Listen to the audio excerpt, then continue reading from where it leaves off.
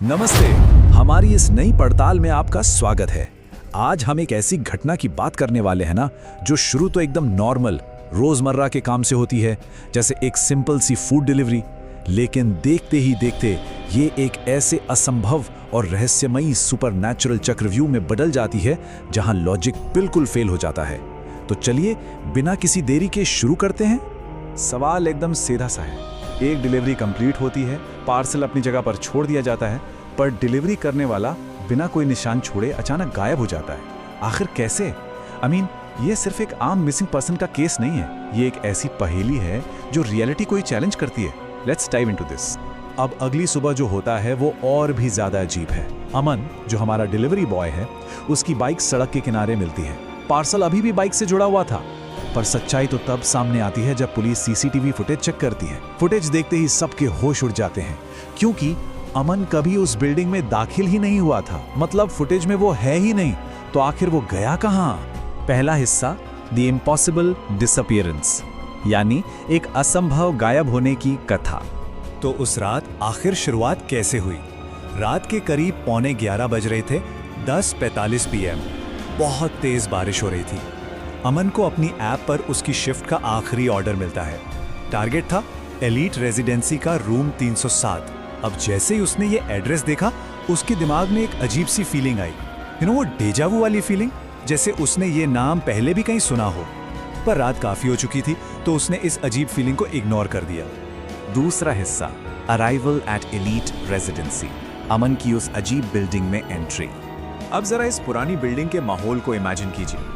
Elite residency के अंदर आते ही लगता है कि कुछ तो बहुत गलत है। आधी से ज्यादा लाइट्स बंद पड़ी हैं, रिसेप्शन बिल्कुल खाली है, कोई गार्ड नहीं, बस एक पुराना सा पंखा धीरे धीरे घूम रहा है।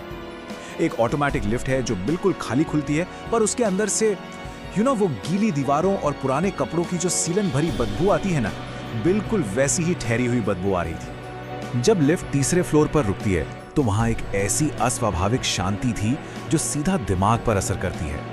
किसी भी फ्लैट से कोई टीवी की आवाज नहीं, किसी के चलने की आहट तक नहीं, बस एक हल्की बेचैन करने वाली बजिंग साउंड लगातार आ रही थी। और उस लंबे सुनसान हॉलवे के बिल्कुल आखिर में था रूम 307, जिसका दरवाजा पहले से ही थोड़ा सा खुला हुआ था। तीसरा हिस्सा, इनसाइड रूम 307, कमरे के अंदर का खौफनाक मंजर। अब इस पॉइंट पर एक अजीब सा कॉन्ट्रडिक्शन देखिए। अमन अंदर झांक कर हेलो बोलता है, पर कोई जवाब नहीं आता। कमरा दिखने में बिल्कुल खाली लगता है, लेकिन वहां बिल्कुल ताजी गतिविधि के निशान थे। कमरा सरप्राइजिंगली बहुत साफ था। टेबल पर एकदम गर्म चाय रखी थी, टीवी ऑन था और एक रॉकिंग चेयर धीरे धीरे हिल रही थी, बिल्कुल ऐसे जैसे कोई शख्स बस 1 सेकंड पहले ही वहां से उठकर गया हो। और तभी एक झटके में सब कुछ बदल जाता है। वो शांति अचानक टूटती है। कमरे का टीवी अचानक से ग्लिच करने लगता है। पूरे कमरे में टीवी की स्टैटिक नॉइज भर जाती है और स्क्रीन पर एकदम से एक टेक्स्ट चमकता है, डोंट टर्न अराउंड, यानी पीछे मत मुड़ना। अमन की हालत ऐसी थी कि वो बिल्कुल पत्थर की तरह फ्रीज हो गया।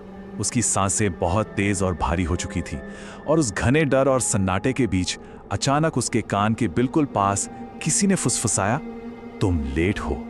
उस अजीब आवाज को सुनकर जब अमन झटके से पीछे मुड़ता है, तो कमरे की फिजिकल रियलिटी बिल्कुल इम्पॉसिबल तरीके से बदल चुकी थी। फुसफुसाहट से पहले जो चेयर हिल रही थी, अब वो बिल्कुल मोशनलेस थी।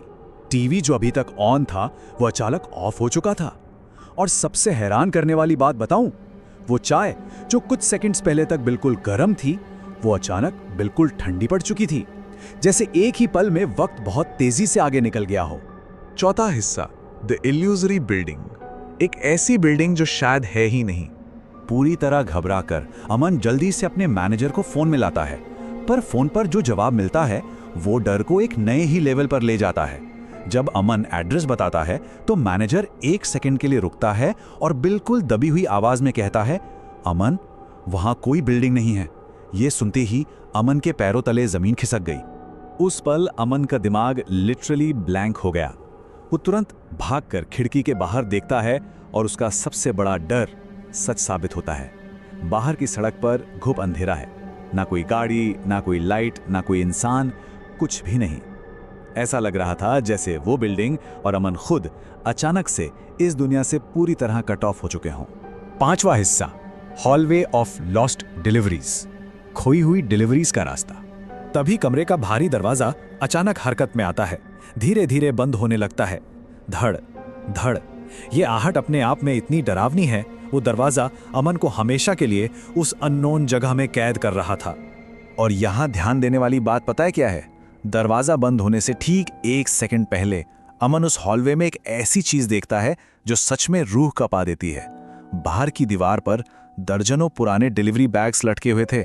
उन सब पर धूल जमी थी और सबसे बड़ी बात, उन सब पर बिल्कुल वही सेम डिलीवरी कंपनी का लोगो बना हुआ था। यानी अमन पहला नहीं था।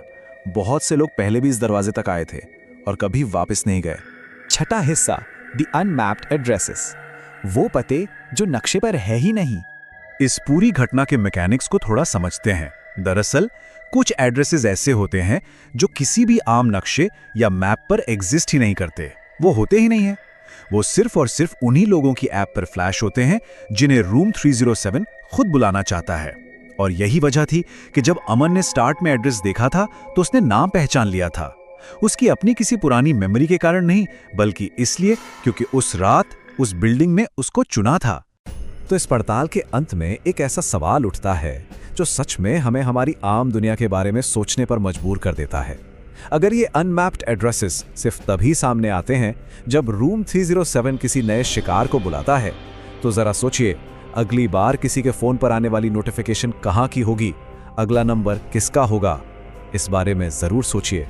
हमारी इस पड़ताल में जुड़ने के लिए बहुत बहुत शुक्रिया।